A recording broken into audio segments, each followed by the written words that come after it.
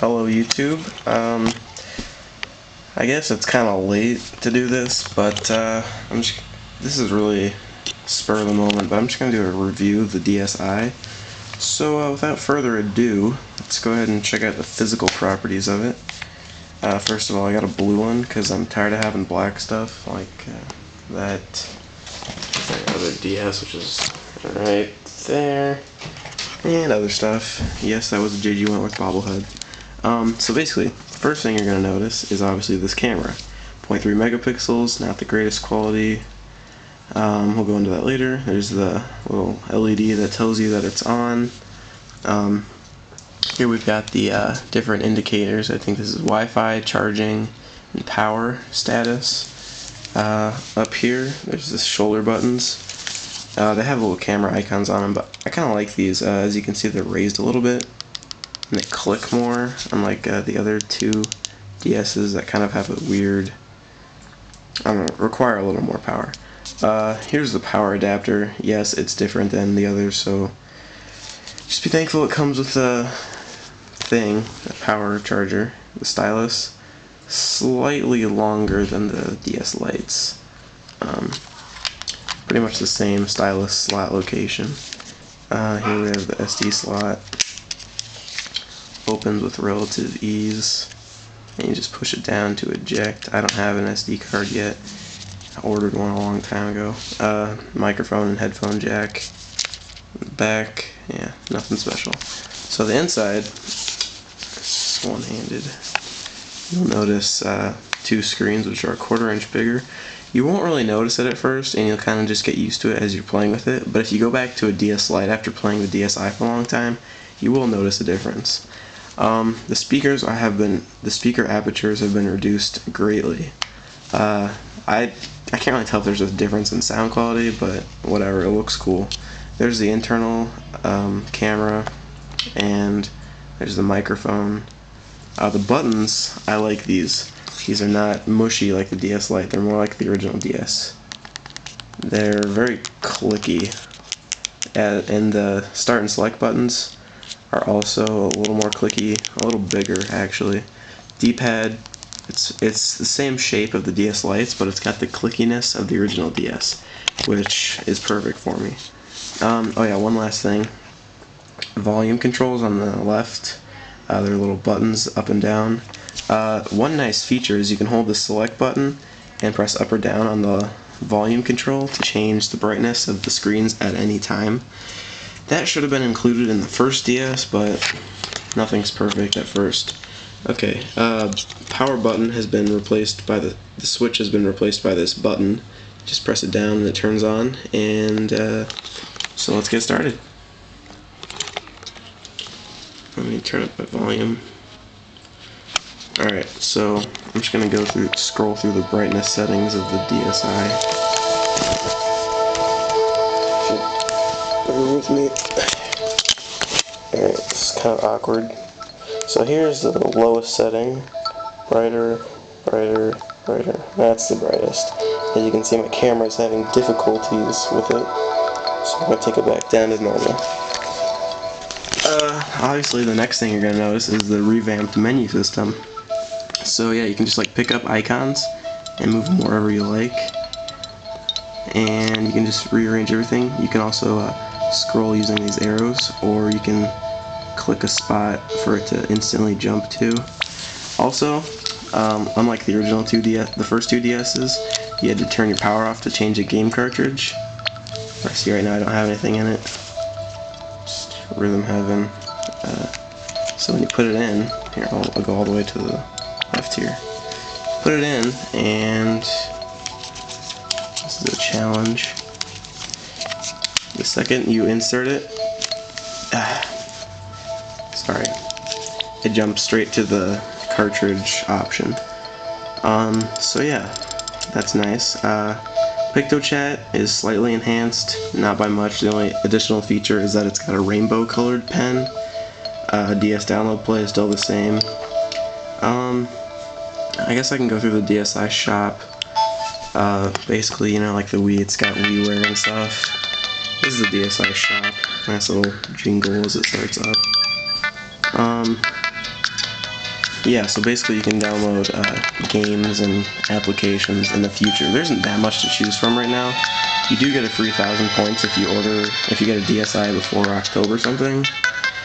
I went ahead and got a DSi, or a Nintendo point card actually. I bought some stuff. I'm just going to go through the menus. So it starts out with recommended titles, which is pretty vague because there's not much to choose from. Basically, it's whatever I've recently bought or have not bought, which is the two magician games or whatever. Important info is just like updates, for example, store information, or if there's been recent releases. The latest release was April 13th. So you can do start shopping, obviously. You can go ahead and just like start browsing. You can add Nintendo points. The shopping guide. There's settings. Let's go ahead and go through settings. Account activity. You can basically just see,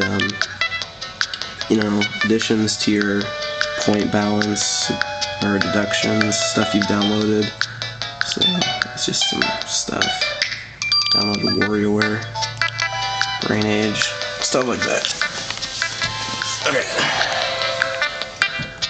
So let's go ahead and check out the browser really quick. DSiWare store, I mean. I'll go there. So it's organized into free, 200 points, 500 points, and 800 plus points, premium DSiWare. So basically just pick any of these to narrow down the price range. And you can find titles. You can insert criteria, have it pick out titles, popular titles, publisher, mostly Nintendo, newest editions, genre, A to Z title. Most popular at the moment is the DSi browser, WarioWare, Bird and Beans, stuff like that. Art style is very underrated. Can you shut the door? Yes. And you can also add points at any given moment by pressing this P button. You can either use a point card or Visa or MasterCard. So there's info at the top. You can scroll up and down to read it. So we're going to go back to the menu. To do that, you just press the power button. And we're back. So that was the DSi Shop. By the way, if you press the L or R button, you'll open up the camera, and there's me. So this is just like a quick picture mode, I guess. So like there's us, me. So I'll just press the R button to take a picture, and that's another picture of me. Yeah. So we're just gonna go ahead and save it. And it'll be your new background. You can change the background by opening and closing the lid. Yeah, as such. So yeah. I guess we can look at the camera now. Actually, I'll do that in a different video. Same for DSi sound. And the web browser, I guess. So yeah, I'll do the system settings and then I'll wrap it up. Data management, you can just look at the stuff you downloaded, stuff on your SD card if you have one. You can move it around. Wireless communications, you can turn it on or off. I guess you just keep it on, but whatever. Brightness settings, you can manually change it. Pretty bright. Profile, username, message, color, birthday, pretty basic. You can change the date. You can also change the time.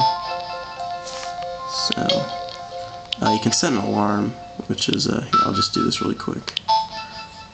It's got a little dude there that his eyes move as the seconds go.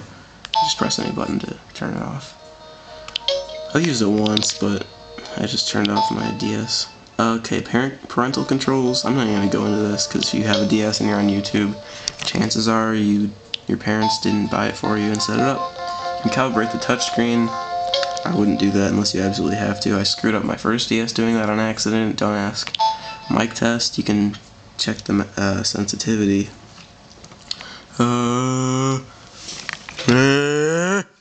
Yeah, so sorry about that. Internet, basically just the settings, user agreement, language, country, system update, format, system memory. So that's the options. So yeah, that's pretty much it for the DSi as far as the menu and the system goes. So check out my other videos for the other things.